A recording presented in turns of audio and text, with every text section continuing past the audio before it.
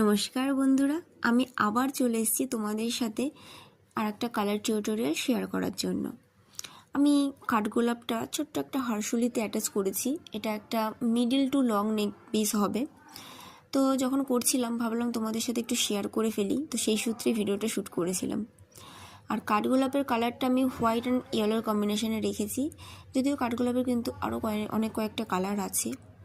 আমার তা সত্ত্বেও এই সাদা আর হলুদের কম্বিনেশনটা বেশি ভালো লাগে, তো আমি বেশিরভাগ কাঠগোলাপ পরলে এই কালারটাই আমি রাখার চেষ্টা করি। আর হারশুলিটা কাঠগোলাপটা যে হারশুলিতে আমি অ্যাটাচ করেছিলাম, সেই হারশুলিটা আমার কাছে একটু বেশি খালি খালি মনে হচ্ছিলো বলে আমি একটু সিম্পল একটু কলকা আমি অ্যাড করেছি। তোমরা কিন্তু অবশ্যই জানিও যে কলকা করার আগে ভালো লাগছিল নাকি কলকা করার পরে।